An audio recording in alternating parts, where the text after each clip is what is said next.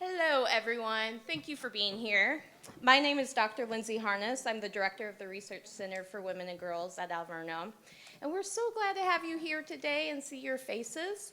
So what we are doing today is an event called Conscious Leaders. It's part of the Mary Ann Schwartz Speaker Series. Please come in and join us. And the idea behind this series is to engage students in meaningful dialogue, especially with community leaders as well as leaders within the Alverno community. So a little bit about today's event. The focus of this event is to engage you in meaningful dialogue and hope that you will also contribute, as I know you will, to the dialogue. And this dialogue is going to be about women's pathways to community leadership. So this particular event is based on a recent study done by the Research Center for Women and Girls called Women in Public Life, Elected Officials. And soon that research will be available for the public so that you can read it. And I'm happy to say it will be soon.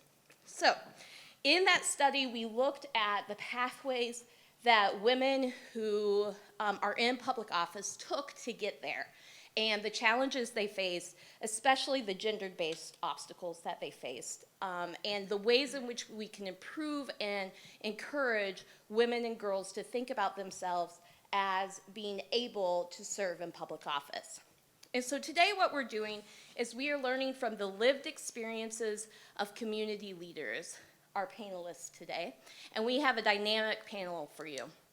And what we're hoping that this event will do is that it will help us all think about our own consciousness to social action, how we all can be leaders in our local communities.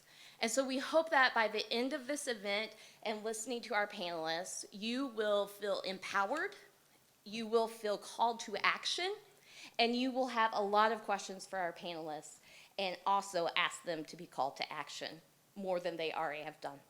So without further ado, I am going to turn this event over to our moderators. We have the CEO of Professional Dimensions, Laura Feaster, as well as a Thea Bowman Institute scholar, Breanna Taylor, who are going to serve as our moderators. That's right. Yes, and we are so glad to have them. I also want to thank the Center for Academic Excellence and the Thea Bowman Institute. Yes.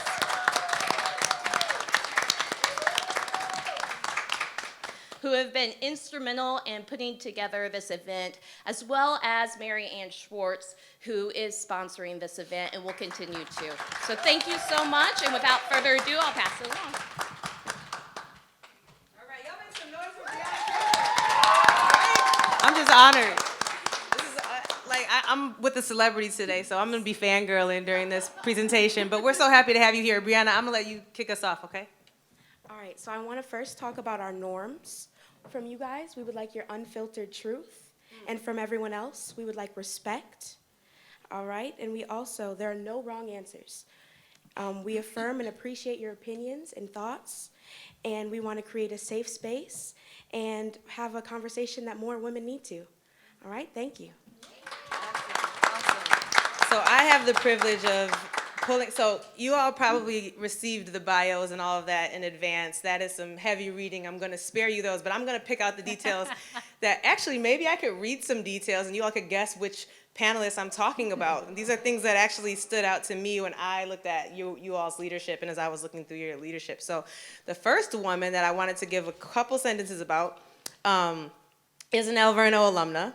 She was a former movement politics director with Citizen Action of Wisconsin. She ran for office, and her platform, which I think is really important, was to give a voice to fellow BIPOC folks, women, and queer individuals who have been diminished or dismissed in Wisconsin politics. And in her current role, she works to create a Milwaukee that is healthy and equitable, and that empowers all people to rise and thrive together. Do any of you know who I might be referring to right now? That's JaAnna Bautch. That's right. Make some noise, JaAnna. You can give us a little wave. What's up, y'all? Happy to be here. And we'll let you all we'll learn more about you as we ask questions, but these are just some short things that I think popped the page as we were looking at this. So the second woman was the first woman of color to hold a common council seat. she is working diligently in her role as the with African American Leadership Alliance of Milwaukee, which I'm very proud of, and Toasted Together. Has spent more than 30 years in the nonprofit sector, doing program development, fundraising, education. And she has a BA from Harvard University and a Master's of Social Service Administration from the University of Chicago, amongst other things. But I thought that was kind of cool, so I wanted to shout that out. Does anybody know who I'm talking about? That's Margaret Arney, who I love. She added some parts to her name. Margaret Arney, who I love. That's like an Instagram account right there. The next woman that I want to talk about is a court commissioner for Kenosha Circuit Court, retired as a judge from Kenosha County Circuit Court, and was the first woman to serve on the Kenosha County. We got some firsts in here, y'all. Yeah. A mentor, a teacher, a lawyer, a judge. Those are just a few important descriptors of this woman. And pardon? An Alverno trustee. Anybody else want to add anything else they know? Where does she do her grocery shopping? Does anyone know? Bonus Bowman. Something that I thought was pretty cool was that she was an instructor for criminal trial practice in Shanghai and Xi'an, China in the late 90s, and has been a sponsor and mentor for college students interested in law-related careers. Does anyone know who I'm talking about? No, and also met Sandra Day O'Connor. And she, celebrity status. So we're security. Does anyone know who I'm talking about? Judge Barbara Kluka. Thank you for joining us, Judge. And some of y'all are going to use process of elimination here, I know, because you're scholars.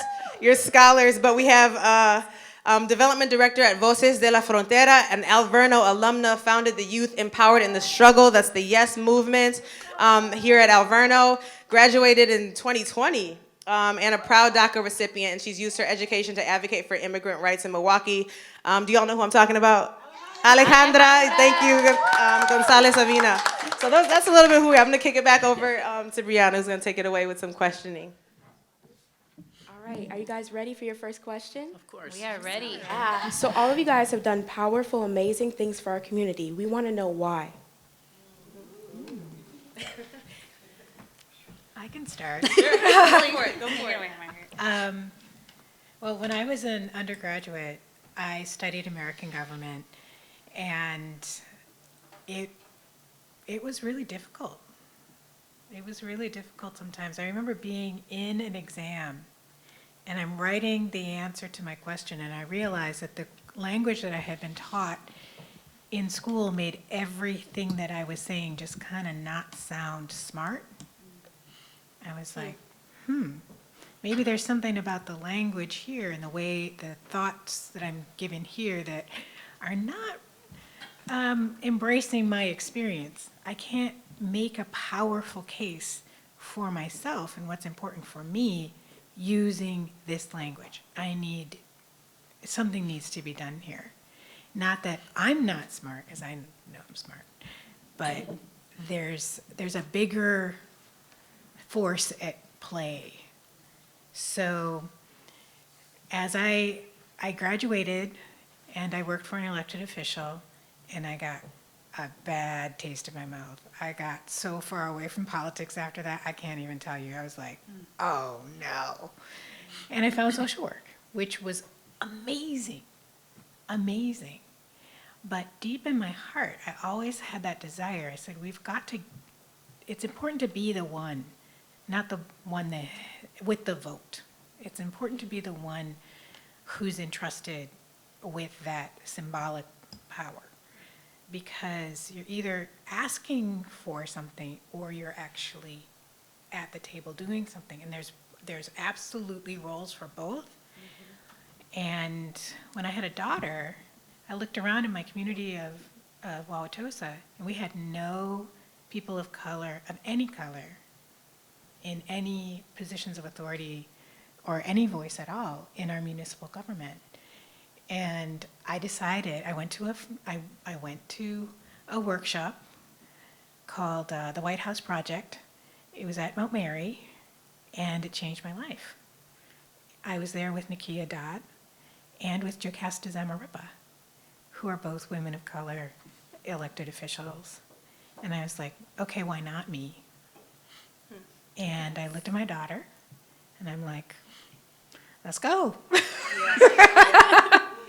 So that was 12 years ago.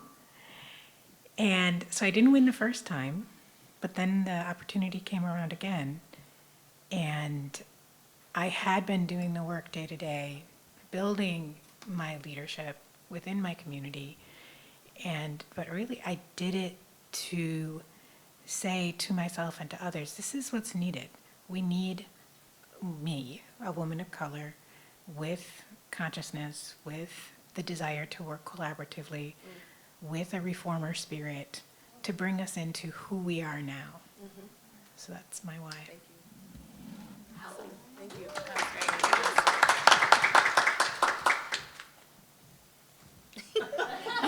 I'll go next. In 1988, one of our sitting judges in Kenosha County died very unexpectedly.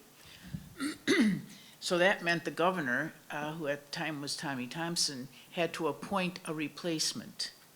There were 10 of us, I think, who applied for that position. I did not get the job.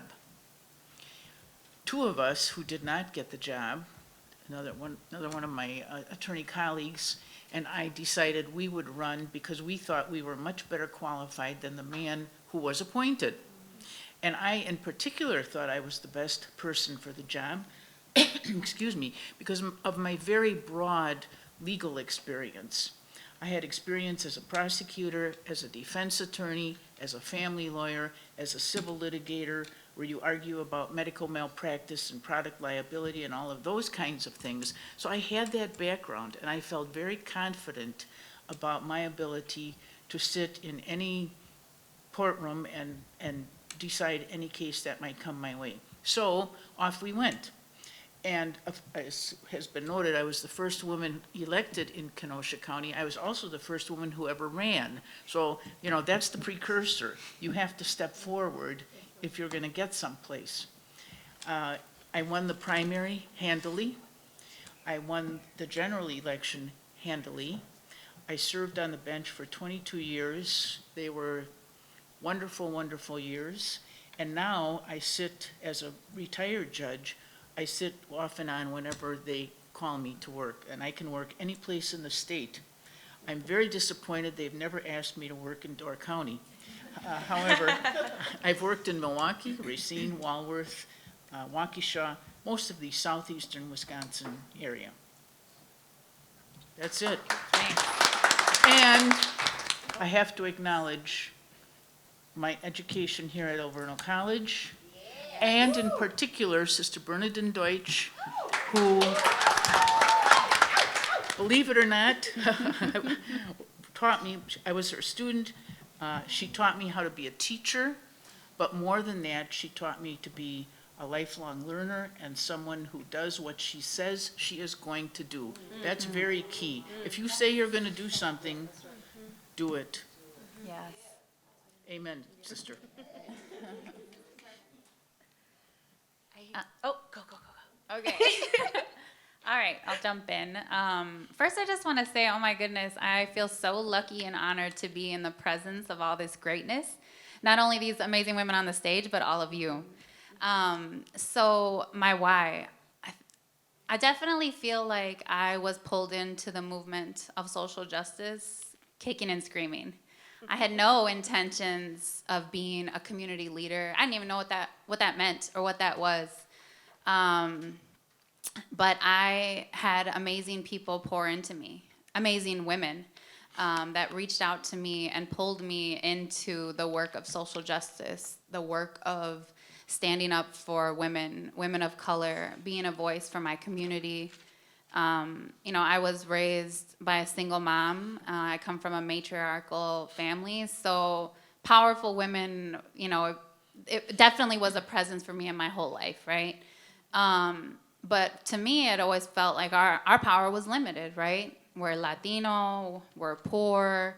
My mom worked in the service industry, and, life the way it was, right? When I turned 18, lost health care, I just assumed that that's what it is. It is what it is. And it wasn't until other women started to, like I said, pour into me and tell me that there can be another way. Like, you can be a voice for a different future, for opportunities, that really like made a light bulb go off in my head that, wow, I could speak up. I could say something and it can change the trajectory of my life, of someone else's life, you know, my neighbor, you know, my fellow classmates. And I think that, yeah, I just owe it to all of my women mentors that, you know, have come before me that, you know, didn't get to where they are and stay quiet, right? They got to where they are and they decided, they made the conscious decision, because not everybody does this, but they made the conscious decision to pour into the next generation. And I think that that is so valuable, that it's not like what we learn and like what we hold on to when we learn something, but it's like, what are we teaching someone else, right? Like, how are we passing on what we've learned, what we've seen, what we've experienced? And in all of that, I learned so much that my lived experience was invaluable, right? Like I said, growing up in a single parent household, right? Being raised by a single mother, growing up poor, being a brown woman, all of those things like truly, you know, helped me figure out like my why, and that I was super powerful in making myself and my voice be heard. Thank you for that. Yeah, again, just to echo what JaAnna shared, thank you so much for, I saw everybody's bios and I was like, oh my gosh, it's such an honor to be a part of this panel and be in this space with you all. I look at you and I just get like this really warm feeling inside. I get really happy and hopeful. So I grew up undocumented. I grew up on the south side of Milwaukee, and like for the first 17 years of my life, and even through like early adulthood, you know, I was told, don't draw attention to yourself, stay in the shadows, don't talk about your status, don't make a fuss, just follow the rules, stay in line. And that was really hard. I had to deal with a lot by myself because I was too afraid to talk about my lived experiences.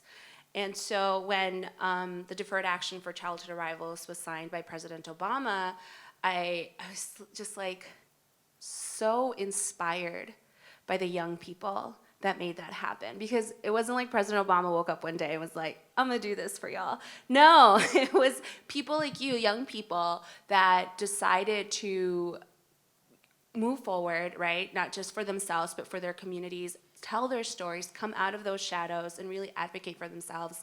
And I promised myself that I would not stand in the sidelines anymore, that I would be a part of that change. And it's what keeps me going, because I graduated from high school in 2006. And that experience wasn't a really positive one. It was a very dark experience, and there are still young people living through that. So until that's fixed, I've promised myself to keep advocating for my community, specifically for young undocumented folks.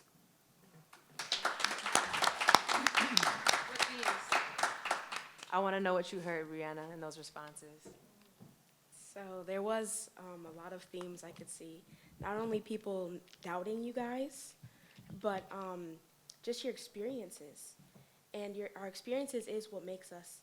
And I don't know, there's just a lot of very inspiring, everything you guys said. And I'm so excited to be talking with you all. And yeah, put me on spot like that. I told her I was going to ask her, because we're modeling that active listening. And a theme that I really appreciate that you all shared was you all stepping into your power and understanding your power.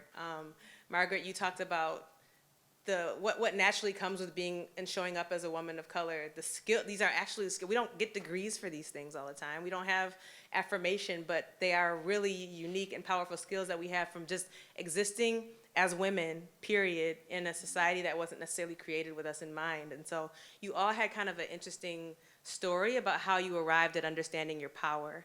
And it wasn't something that you actually went and got. It was something that you realized you had in you and then decided to put it to work because there was, you know, it was building up and you realized that you had a role, you had to say something, you couldn't do it anymore. So I really appreciated that context. And then also the people that you had in your lives that kind of pushed you into it, whether it was kicking and screaming or whether it was through trying and losing or coming back. So those are just some things that I picked from that. So thank you. You want to take us to the next question? All right. All right, so what is social action? How do you define it and how do you measure it? And what social action have you guys taken?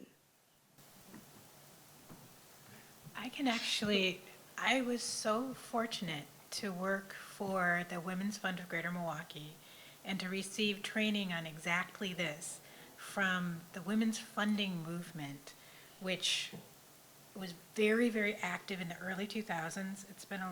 I haven't been as connected to it lately, but being able to tell the story of positive social change is essential. And I was given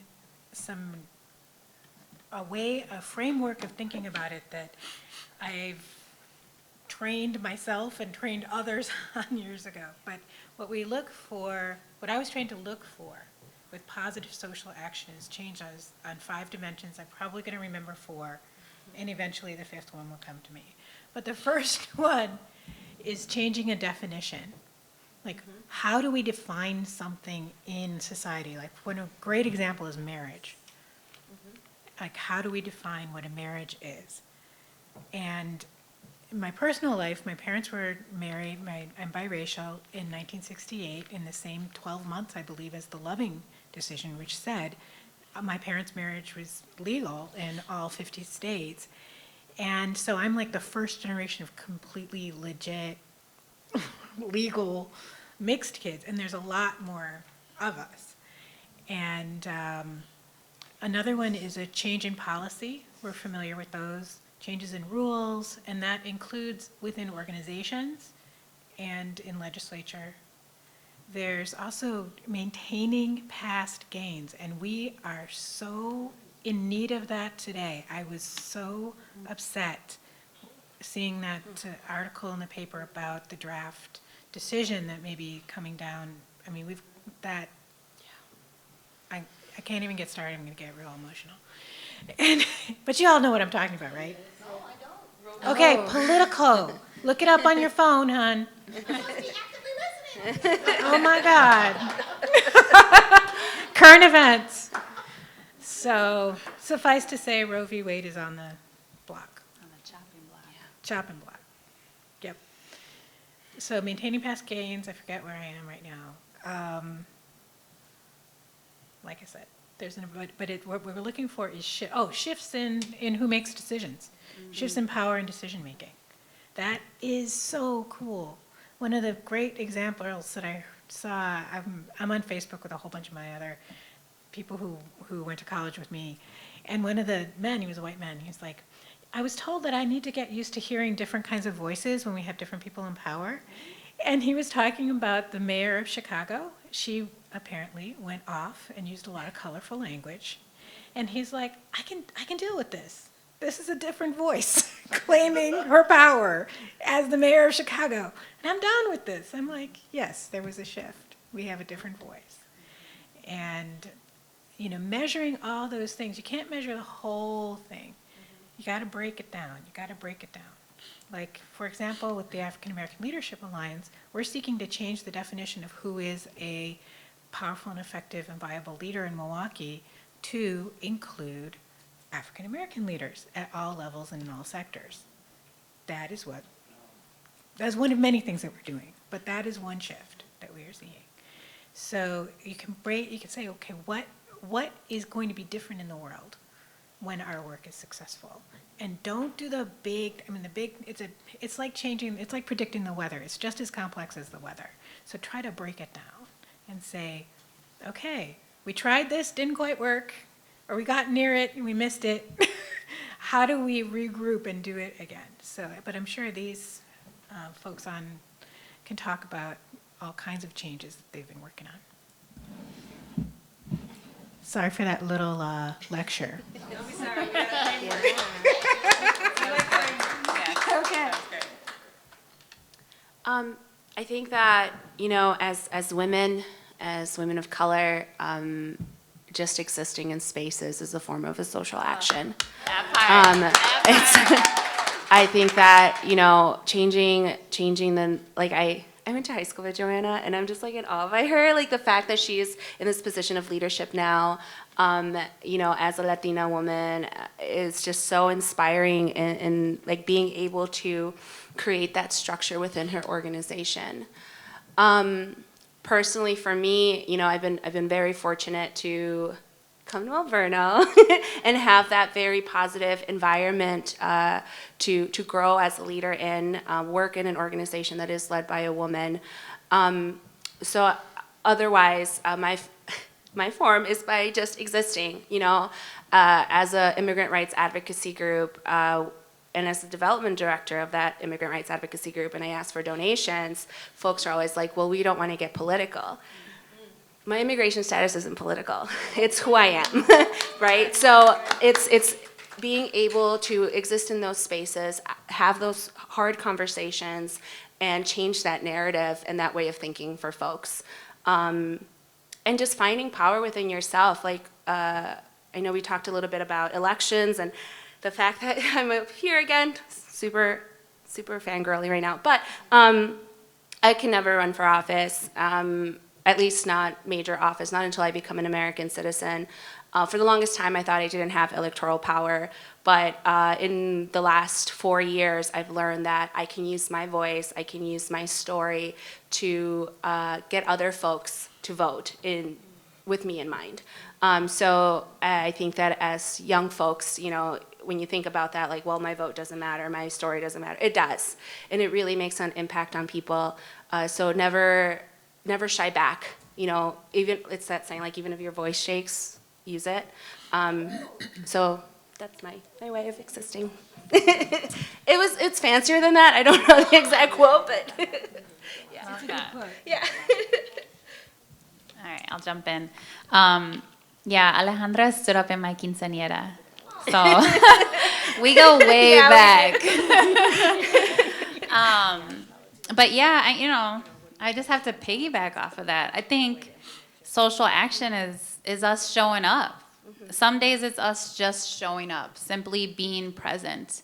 There are still days that I walk into meetings, with partners, other community folks, and I'm the only woman. I'm the only person of color. I'm the only Latinx person. I'm the only queer person. And that right there is social action. Me showing up as my true, authentic self and bringing my experience, my lived experience to the table and speaking on it, right? Like not, just being present and letting the conversation happen around me, but being part of the conversation. It is so hard being the only one. It is so challenging.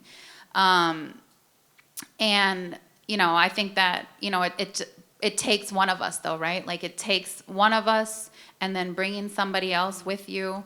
And I think that that's a way that we can measure, right? Like coming to a meeting and, recognizing that you're the only person that looks like you and sounds like you, and then being intentional about when you come to that meeting again. Because Lord knows these meetings happen monthly, weekly, that you bring somebody with you, right? Like take someone with you and take someone that looks like you. And that's how we can measure, right, social action. And then there's a whole scale of it, right? Like social action is also, using your voice, protesting, taking it to the streets, right? Like there are so many different ways that we can demonstrate social action from us as an individual to us as a collective. And we can all do this. For me, social action is about two things. One, voting. Votes make a difference. I remember President Obama saying that during the 2016 election when Hillary Clinton was running against Mr. Trump. And Obama said over and over and over again, he was about to leave office, and he said, every vote counts. And so whether it is for the school board, for the county board, for anything at all, your vote counts, and it's our responsibility, I believe, to be informed about what those issues are involving that legislative body, and then to make an intelligent vote. I have a teacher friend who is so frustrated because she says, she goes to school and she says to the other teachers, "Did you vote today?" "Oh, what are we voting for?" "We're voting for the school board, the ones who decide how much money to pay you for being a teacher." "Oh," so that's one of my, as you might guess, pet peeves. The other way I believe I can engage in social action is by education.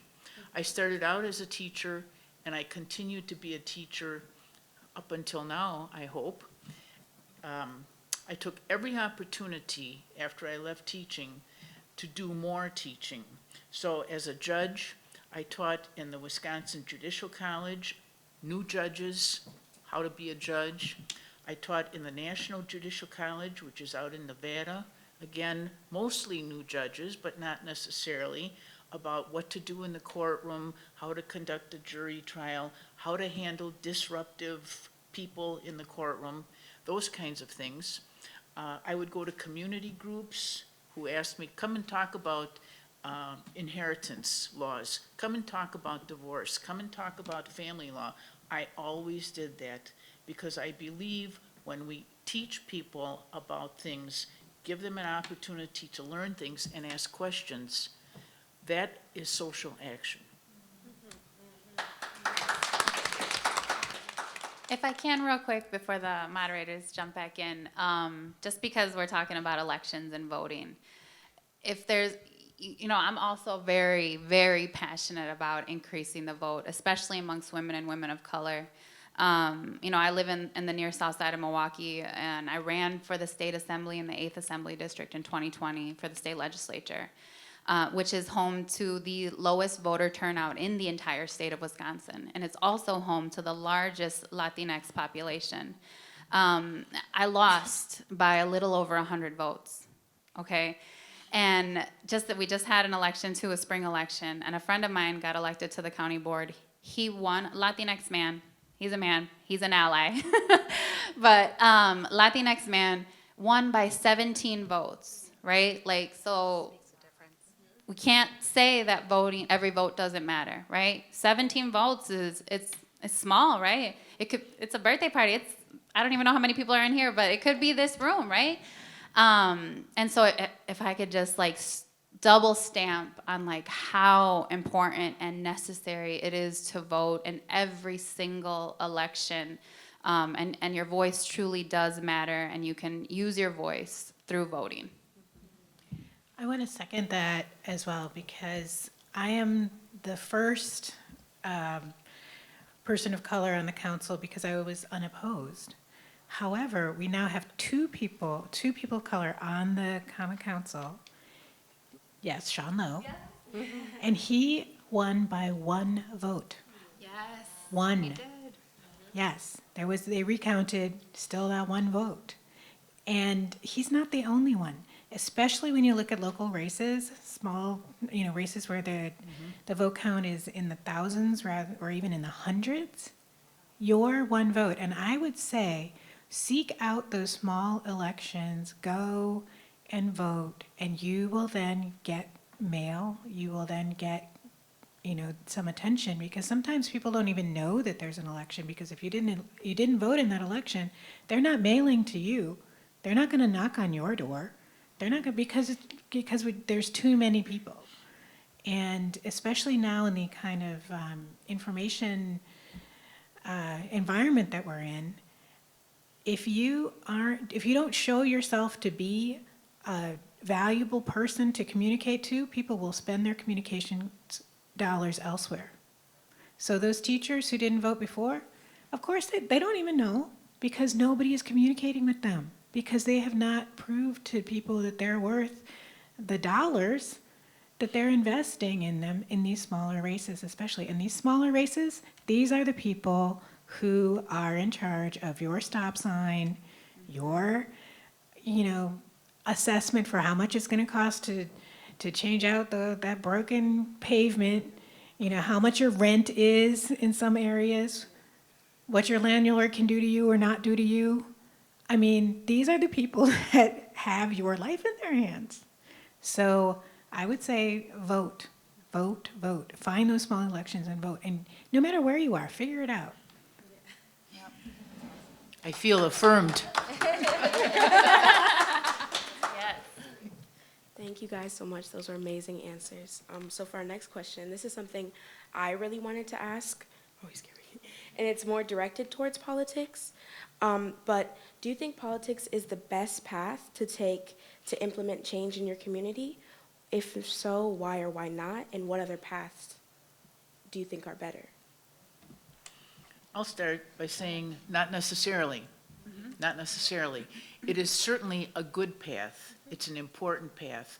Whether you yourself are running for office or working on a campaign or helping someone else be elected to office, it's worth it. It's one of the paths to make changes in a society. But I think there are other paths. Be a volunteer. Get very involved in things like shelters for the homeless, services for women and children, abused women and children.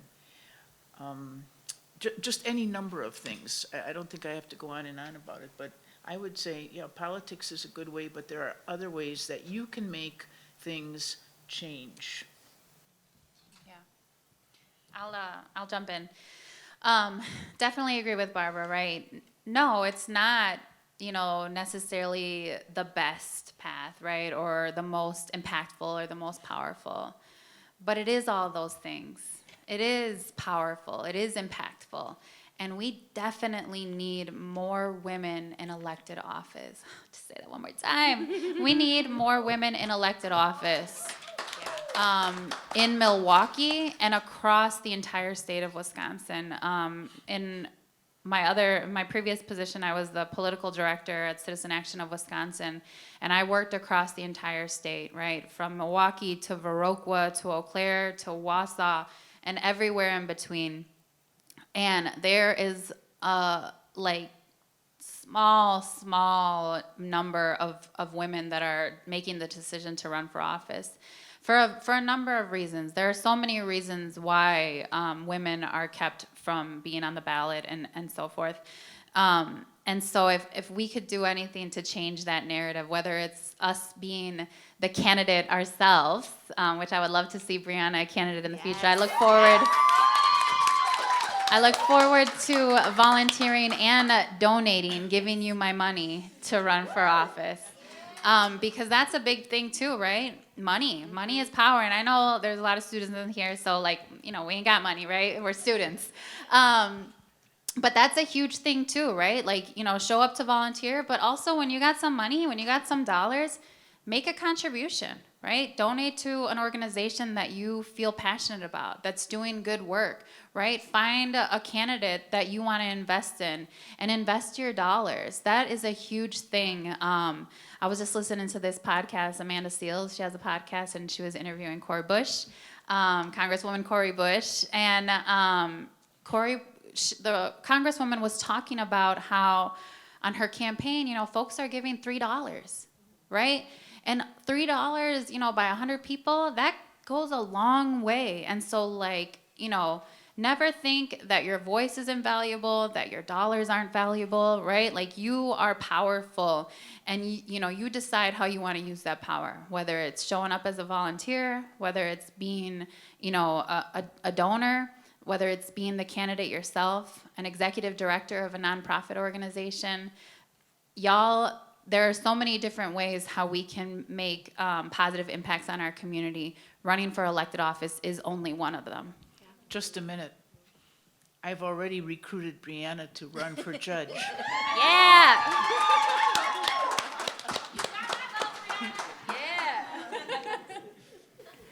So I absolutely agree, and my life experience really bore this out for me.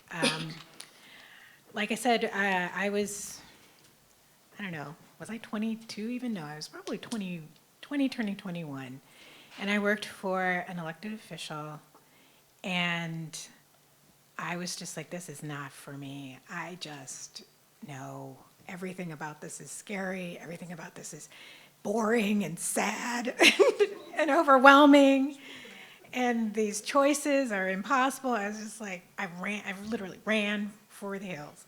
And I'm glad I did, because what I found was my own passion and my own way of being and doing things. And I've also been fortunate to be part of the African American Leadership Program, which is all about leadership comes from within. What do you have energy for? And I would just call out the arts.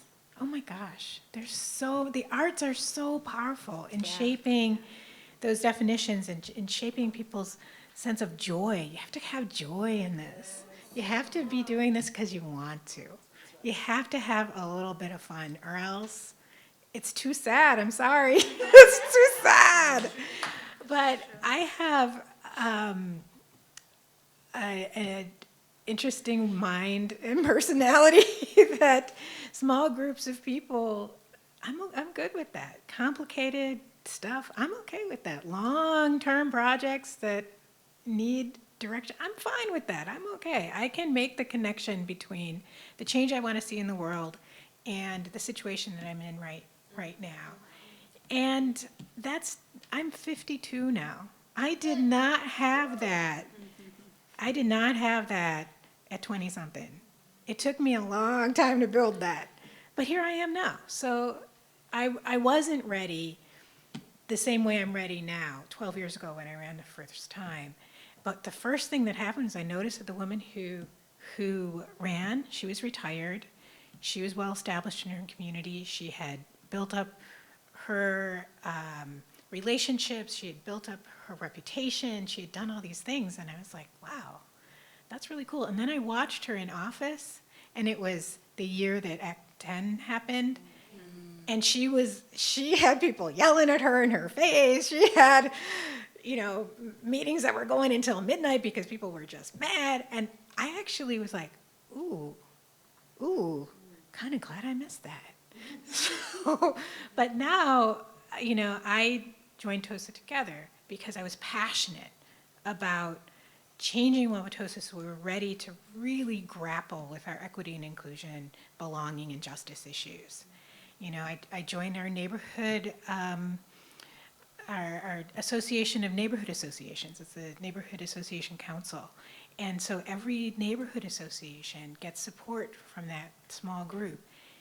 And I love that. I joined the Senior Commission because I volunteer with senior citizens, and I love that. And,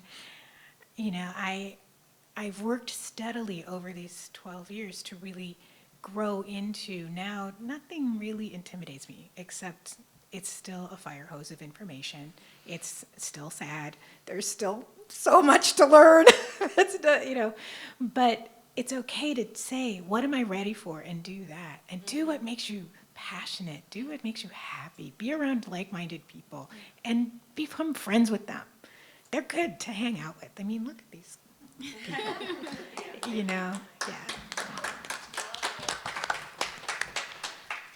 Yeah. Just to add on to that, like I said, I can't vote. I can't run for office. I can't even donate to political candidates. I know, but I can fundraise. I can phone bank. I can organize a canvas. So Breanna, if you need help with fundraising, let me know. So use your strengths, right? And really work their muscles that you need to work on. Does anybody here have Russell Brooker for a class? Yeah, the baby in the river analogy is my favorite. So those are ways that you can kind of make an impact, right? So you come up to a riverbank, there's babies in the river, so people work on pulling the babies out of the river. Those are direct services. But if you go up the river, you see people putting babies in the river, so you stop them, and that's like the political action of it, right? The policy change. You gotta stop the babies from going in the river in the first place, but until then, you still gotta work on pulling them out. Anyway, highly recommend his class. But that's really, it's a branch of the work. It's not the only path. Like you said, it's finding your passion, finding your strength, Yeah, I'm a big theater nerd. Yeah, I'm a theater kid. So if that's your strength, if that's, creating art is your strength, use it. Use it to make that impact. Use it to tell your story. Use it to tell your community's stories. I put on a show here, I think it was 2018, Ellis. And it was short vignettes of immigrant stories. Different experiences. We had little monologues, we had dance pieces. Something as simple as that, whatever it may be, use it to elevate your own voice.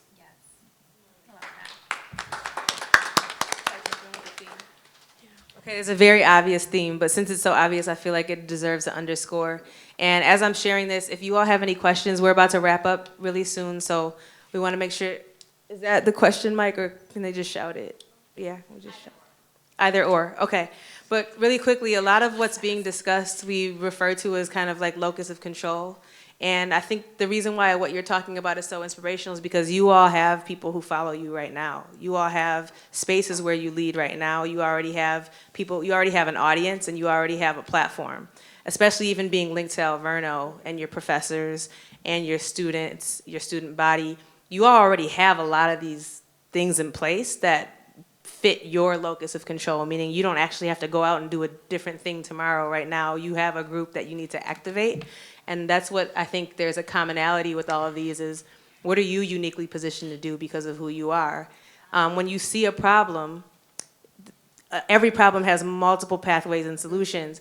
What you think as the biggest issue or how to get there is usually your calling. So like if you're looking at women in politics and you're like, that's because of bias in like the system, or that's because of laws, whatever it is that comes up to you, that's because there's not enough women interested, or there's not enough women that are confident and understand themselves. Whatever you think is the biggest issue is probably where you should be leading. So that's and I love the up the river analogy as well, because now you're talking about systems thinking, which is like plugging in to the current day need, but also thinking bigger about the systems that are allowing for the issue. So I appreciate you all so much in having that theme of locus of control. So we're gonna go to the audience for a question and then wrap it up with the final thoughts, okay? And these are gonna be short answers so we can get as many questions, so like 30 seconds or so. Okay, so And what's your name? oh, I'm Celestina. My answer, my question for you guys is, you've all been talking a lot, especially with the river analogy, about being proactive versus being reactive. So what would be your advice for younger people in being that proactive agent and stepping foot in that area, in that world, and making sure that we aren't just pulling babies out of the river and putting all our energy into that when there's a bigger problem, and finding the root of the problem quicker and at a younger age, and finding the root of all these things. So how do we become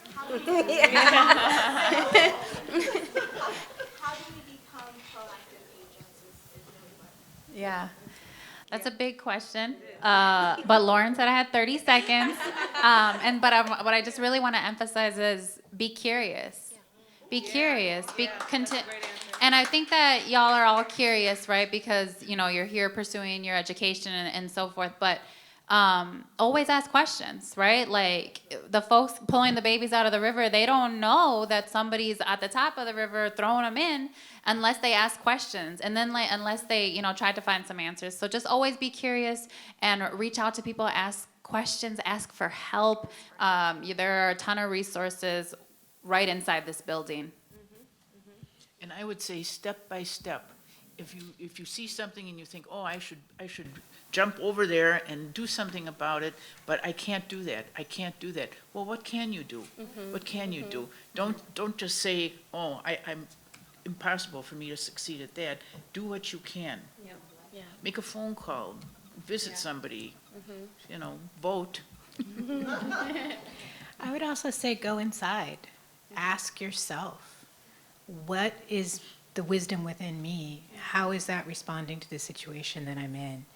And let your feelings, let your passion, let your sadness, let your anger speak to you first and to other people. And that I just love what you said about being curious and asking the questions, because I guess one of the things that was starting to dawn on me when I was a student was I can't live my fullness in the things that I've received so far. There's something new. I'm seeing something different than the people ahead of me saw. The things that they're celebrating as victories are not good enough for me. And I think that's something that it's really accelerated, especially now. My daughter is 20, and we just don't have time. You know, things are happening. And I'd also say sometimes it's okay to react. I mean, when I got involved in TOSA Together, because my heart was broken by some violence that had happened. And I was like, I don't want this to happen in my community anymore. And yeah, be guided by your inner voice and your inner wisdom. No, those were, I don't know what else to add other than, you know, at least when it comes to development, I always just tell myself if I'm coming with an ask is the worst they can say is no. So never be afraid, asking those questions. Don't be afraid of rejection. Then you move on to the next person. And I know at Alverno, this has been my experience, folks will open doors for you. Tap into that Alverno alum network as well. You know, we are bonded by this sisterhood. We will open doors for you as well. And if somebody does close the door on you, move on to the next one.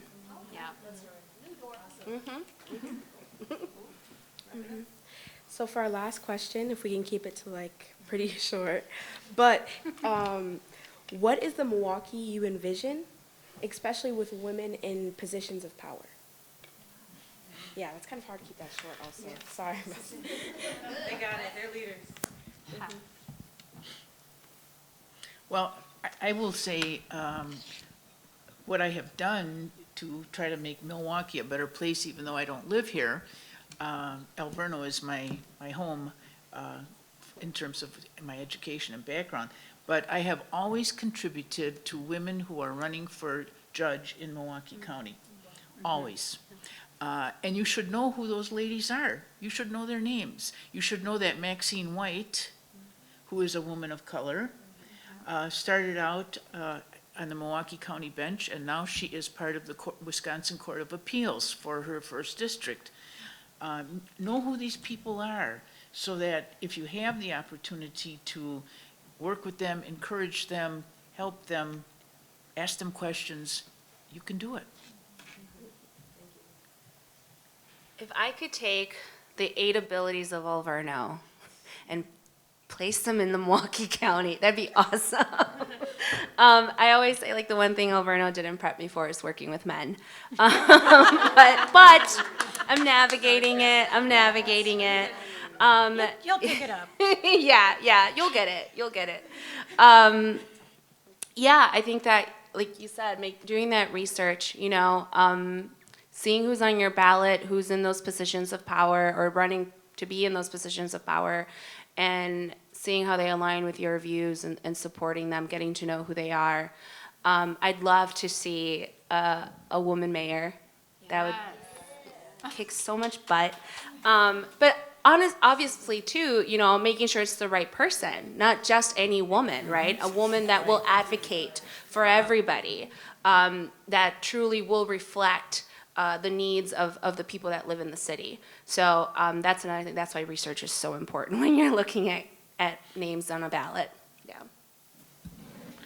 I guess the one word that I would give for Milwaukee would be restoration. Mm-hmm. I grew up, and we didn't know it then, in like the heyday of Black Milwaukee.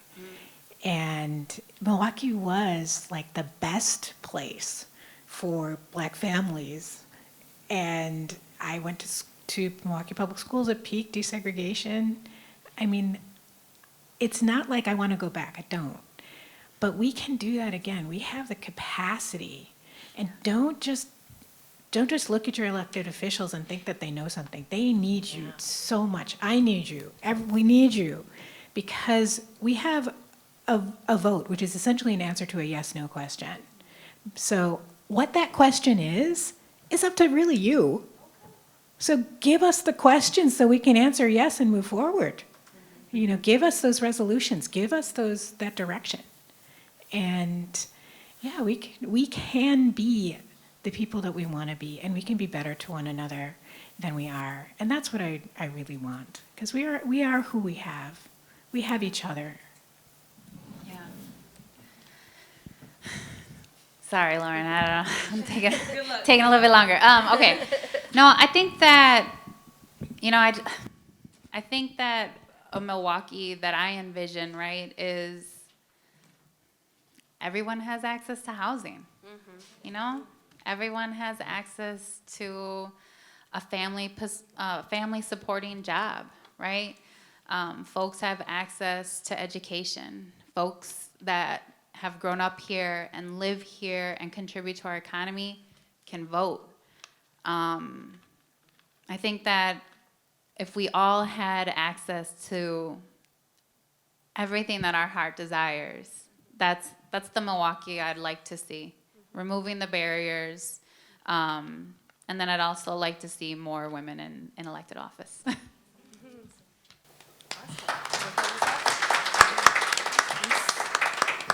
I'm in awe. Like, this was an amazing conversation for me. It was so enlightening and so powerful. And I appreciate your guys' time so much and your answers all across the board. I know, Judge Barbara, you said you felt you weren't in the politics realm, but your answers were amazing, and you're still a powerful leader, and you've done so much for our community, each one of you guys.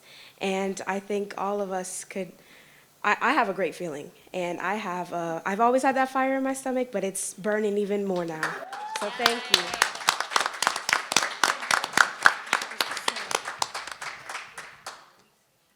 One more round of applause for our panelists. We have JaAnna, Margaret, Alejandra, and Judge Barbara. Thank you for being here, and I think we're going to transition to lunch and other things. Lindsay, everyone, Dr. Harness. Thank you all for being here. Thank you so much. That was so inspiring. I hope you feel empowered. I hope you feel inspired to go out into your local communities and find your consciousness of social action. So on behalf of the Research Center for Women and Girls, the Thea Bowman Institute, the Center for Academic Excellence, and Alverno Community, thank you for being here. Yes.